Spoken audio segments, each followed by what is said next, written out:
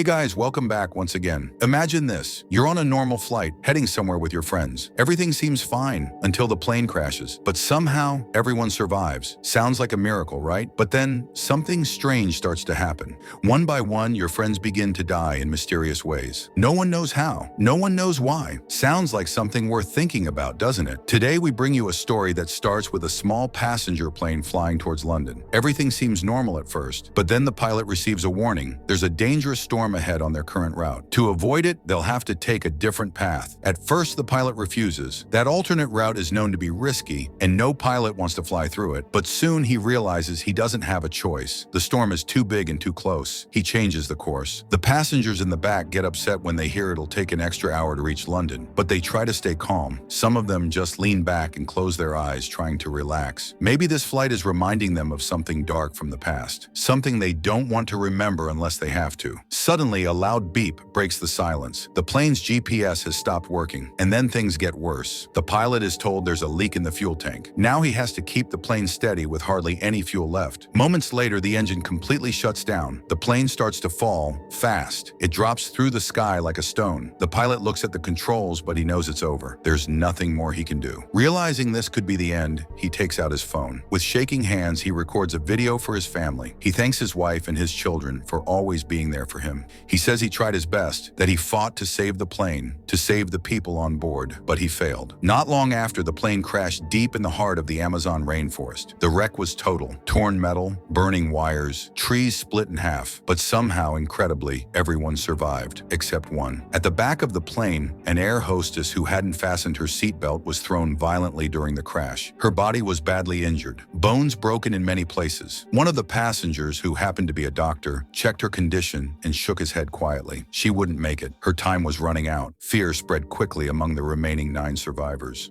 They were alive, yes, but now stranded in the most dangerous and largest forest on Earth. The thick trees seemed to whisper warnings. Every rustle in the leaves sounded like something watching. If they were smart, they could try to contact help using a radio or some kind of signal. But if not, the jungle would swallow them whole. 2 people, both pilots, were found crushed in the cockpit. One of them had a sharp piece of wood sticking straight through his chest. He looked dead, but when the doctor leaned in, he whispered, "He's still breathing, barely but alive." Just then, smoke started rising outside the plane. One man rushed out. Everyone thought he was trying to put out the fire, but that wasn't the case. He had gone to retrieve his bag. Yes, his bag. In that moment of life or death, he chose his belongings over his own safety. For him, that bag meant everything. Almost like half of his life was inside it. The others stared at him in disbelief. A girl quickly grabbed a fire extinguisher and stopped the fire before it spread. But a question now burned in everyone's minds. What was in that bag that was worth risking his life for? No one said it out loud, but trust began to crack. Still, they had to act. There was no phone signal, nothing. No trace of a working radio either. They were completely cut off. With great difficulty, the doctor and one of the passengers dragged the injured pilot out of the cockpit. He was fading fast. The wood lodged in his chest was deep, and blood kept seeping out. Time was against them. They needed him to wake up. Maybe he knew where the emergency supplies were. Maybe he knew how to use the radio. Or maybe he held one last piece of information that could save them all. And so in the middle of the smoking wreckage, surrounded by towering trees and unknown dangers, 9 strangers began their fight for survival, with only hope, fear, and each other to hold on to. Meanwhile, an elderly couple tried to calm everyone down. They said help would come soon and that they just needed to stay strong. But most of the passengers were scared and unsure. Some were panicking quietly, others just stared into the trees. Then, a newlywed couple noticed something strange. Tall bushes in the forest were moving. It looked like something was in there, watching. The sight terrified them. No one really knew where they had landed, and the thick forest made it feel like anything could be out there. At that moment, they all realized something important. If they wanted to survive, they had to stick together. The first step was to work as a team. The second step was to get to know each other. Names, skills, anything that could help. They started with a man named Jack, a black man who worked as a life insurance agent. Jack believed the crash wasn't an accident. He thought maybe someone had a reason to bring the plane down, but the doctor, known as Specs, disagreed. He said the flight was from America, and things like that don't just happen without reason. He reminded everyone that their biggest priority right now was to wake up the pilot and that the air hostess didn't have much time left. Then a woman named Sophia, who had been sitting quietly, spoke up. She said she traveled a lot and believed they might be in the Amazon rainforest. forest. Everyone listened closely. They needed to think carefully if they were going to survive. The man with the bag, the one who ran through fire earlier, finally shared something. He said he was a boxer and was on his way to London for a big match. The old woman asked him gently, "What was so important in that bag?" He replied, "My gloves. They mean everything to me." Now people were beginning to understand one another. A small connection was forming between strangers. Jack stood up and said, "First, we need food and water. We don't know how long we'll be here. Let's look around for anything useful and gather it quickly." Everyone agreed and split up to work. While they were doing that, Sophia came over and said quietly, "The air hostess didn't make it. She's gone." There was a heavy silence. Sophia added, "We should move her body away from here. The smell might attract insects or something else." No one liked the idea, but they knew she was right. Gently, they moved her aside and covered her. Meanwhile, the old lady organized all the food they had and divided it into equal portions. She handed some to each of the 9 survivors. Sophia pointed toward a high hill in the distance. She said if they could reach it, there might be a phone signal. Hearing this, the boxer agreed. He added that climbing up could also help them find food and water, since both are more likely near higher, open areas in the forest. Back at the wreck, the injured pilot kept coughing and staring at Specs, the doctor. Specs had already warned everyone that doing surgery out here was risky, but with all eyes on him, full of hope, he finally agreed to try. Using alcohol and the plane's first aid kit, he began the surgery without anesthesia. The pain was intense, but Specs stayed focused and, thanks to his experience, managed to remove the wood from the pilot's chest. Still, the danger wasn't over. Infection was now a major threat. They would all need to help keep the wound clean if the pilot was to survive. Meanwhile, the newlywed couple sat inside the wreckage, worried. What if wild animals came in the night? Then they saw something, a dark shadow on the other side of the plane. It vanished quickly. Neither of them knew what it was. Night fell. Slowly, everyone drifted to sleep in the silence of the jungle. But the danger wasn't done. That same black shadow returned and crept toward the pilot. It gently placed a cloth over his mouth. Someone or something was trying to kill him. The next morning, as the sun rose through the trees, Specs opened his eyes and rushed to check on the pilot. But the moment he saw him, his heart sank. The pilot's entire body had turned blue. Specs fell silent. He had feared this might happen. That's why he didn't want to do the surgery in the first place. He knew the risk of infection was high in a place like this, and now it had taken the pilot's life. But what Specs didn't know was that the real reason behind the pilot's death wasn't the infection at all. Now the group stood around the bodies of the pilot and the air hostess. Some said they should bury them right away to let their souls rest in peace, but the old woman shook her head. "No," she said gently. "If a rescue team comes, we should let their families see them one last time. They deserve that." Everyone fell quiet, but deep down, a storm of questions had begun to rise. Why did the plane's GPS suddenly fail? Was the boxer really telling the truth about his bag? And most haunting of all, what was that black shadow that came in the night, and why did it cover the pilot's face?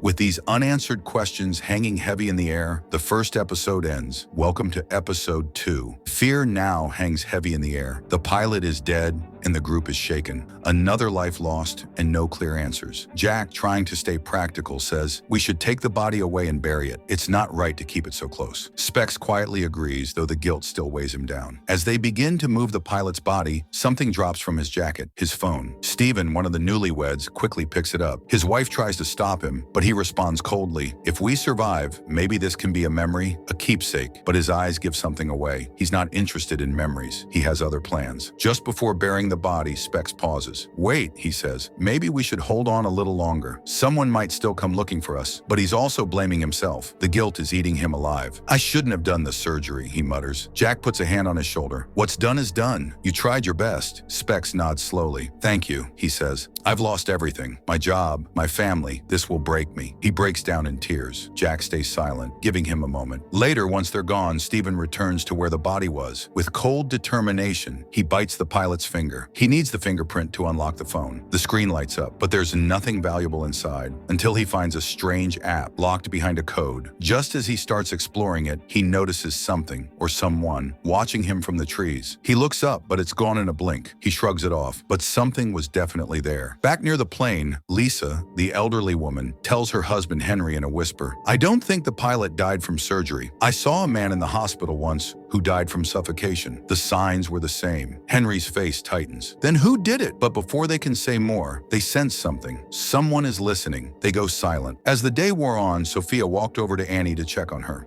That's when Annie opened up. She revealed a shocking secret. She was the daughter of a millionaire, and Steven, the man she had married, used to be a driver at her house. Over time, they fell in love in secret and ran away together. Hearing this, Sophia nearly laughed. She held it in, but in her mind, she couldn't believe Annie's naivety. A rich girl running into the jungle with her driver? It sounded like the plot of a bad soap opera. Meanwhile, Steven was still trying to unlock the mysterious software on the pilot's phone. He tapped, swiped, entered guesses, but the code refused to break. Whatever it was hiding, it wasn't meant to be found easily. Elsewhere, the boxer continued searching the wreckage. That's when he discovered something valuable, a radio dilatometer. It still worked, but the antenna was broken. Without it, they couldn't send a signal. He told the others they would need to climb up to the hilltop Sophia had spotted earlier. It might take a full day, but it was their best chance to reach someone. They only had one bottle of water left, so rest and planning were essential. Everyone agreed to take a break before beginning the climb the next day, but even rest wouldn't come easy. While Annie lay quietly, she spotted something strange, a pale, human-like face staring at her from the bushes. But when she blinked, it was gone. She told herself it was just her imagination, but her heart kept racing. Something wasn't right, and Henry had his own scare. He had a heart condition and took daily pills to survive. But when he opened his bag, half his pills were missing. His hands trembled. If he missed even one day, it could be the end for him. It was now clear to everyone. Survival wasn't just about food and water. Something, or someone, was playing with them, watching them, testing them. Sophia, realizing they needed trust to stay alive, finally opened up to Jack. She told him the truth. She wasn't just a traveler. She was a reporter. Her job was to investigate and expose hidden crimes around the world. Dangerous, undercover work. That's why she never told anyone who she really was, until now. Trust was starting to form, but so were the cracks. After a much-needed rest, the group sets out to search for food and water. Along the way, they spot strange blue mushrooms. Sophia warns everyone that they might be poisonous, but their presence means water could be nearby. They continue on, and finally Steven finds a small water source. Without thinking, he jumps in to bathe, but the boxer quickly stops him and throws a shoe into the water to test its safety.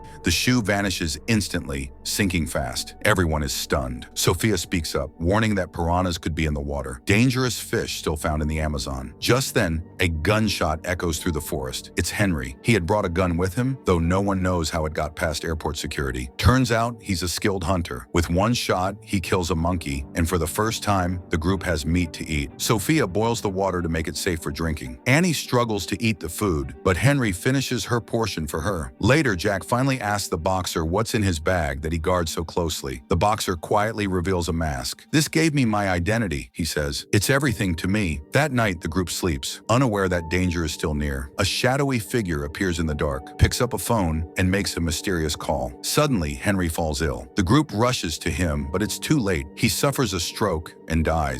His wife is devastated. Through her grief, she insists this wasn't just illness, it was murder. Someone had taken his heart pills, and she believes it's the same person who killed the pilot by suffocation. Doubt and fear return. Then Steven finds something shocking on the pilot's phone, a video. In the clip, the pilot is crying, speaking to his wife in what seems like his final moments. He says he did what he was told, and then his words turn cold. "I've done my job. No one will leave this place alive." The screen cuts off as the plane crashes. After watching the pilot's shocking video, everyone finally believed Lisa. Something was terribly wrong. Someone among them had killed the pilot, the air hostess, and now Henry. A murderer was hiding in plain sight, watching their every move. But who? And who would be next? Episode 3 begins with rising tension. Everyone is in full survival mode, but now, fear of each other is just as strong as fear of the forest. Annie approached Lisa to offer comfort, but Lisa lashed out, accusing her of marrying someone beneath her. Her grief had turned into suspicion. She now saw a killer in every face. Upset, Annie wandered deeper into the forest. There, once again, she saw something strange, dark, shadowy, and terrifying. Before she could understand what it was, Steven appeared behind her. Back at camp, the next day began. The boxer had managed to craft a makeshift antenna using wires. Now it needed to be taken to the hilltop to possibly send a signal, but no one wanted to stay behind. Everyone feared being left alone. Jack volunteered to stay. Sophia, Specs, and the boxer began the steep climb, hoping the antenna would finally help them contact someone. But the climb was harder than it looked. At one point, Sophia slipped and nearly fell into a deep ditch. Specs caught her just in time, but they nearly lost the dilatometer.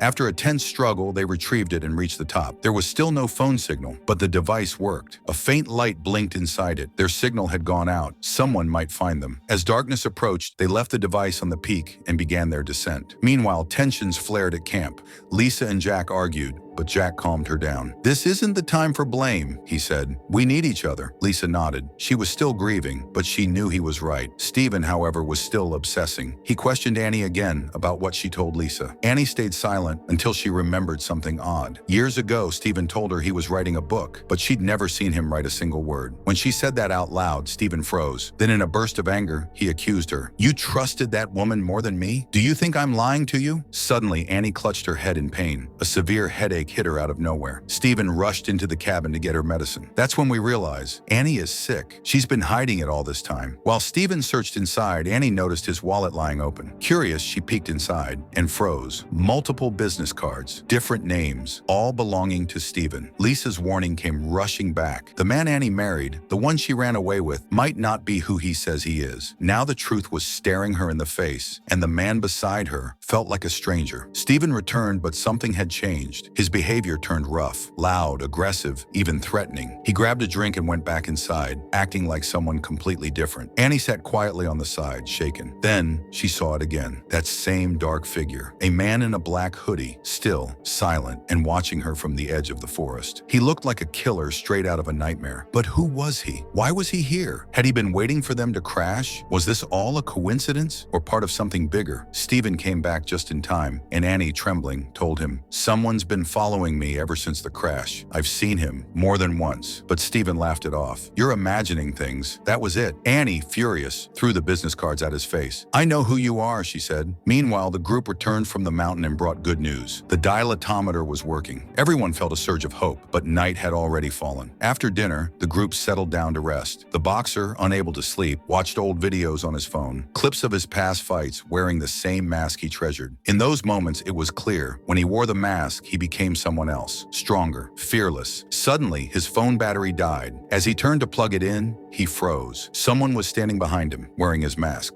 Before he could react, the masked figure slashed his back with a knife and vanished into the darkness, leaving the boxer bleeding and alone. By morning, the group noticed he was missing. Confused and worried, they searched the area. Lisa immediately said what everyone feared: he's been killed. Specs, however, was still focused on the dilatometer. "If the message was sent, why hasn't help come yet?" he asked. The truth: after they came down the mountain, someone had cut the wire, sabotaging their only hope of rescue. Still, the boxer's disappearance was urgent. He was the only one who understood how the radio worked. The group searched desperately but found nothing. Exhausted, they returned. Determined to figure things out, Specs and Sophia decided to climb back up. The doctor believed something might be wrong with the device, and they had no other choice. That night, while everyone was asleep, Jack quietly slipped away. Lisa noticed and followed him into the darkness. Meanwhile, Annie heard someone softly calling her name. Nervous but curious, she grabbed a burning twig and followed the voice. Suddenly, a man appeared, pointing a gun at her. Without hesitation, Annie stabbed the hot twig into his chest, only to realize too late it was Stephen. At the same time, Sophia and Specs reached the mountaintop again. From a distance, they saw an eagle circling. When they reached the spot, their worst fear was confirmed. The boxer was dead.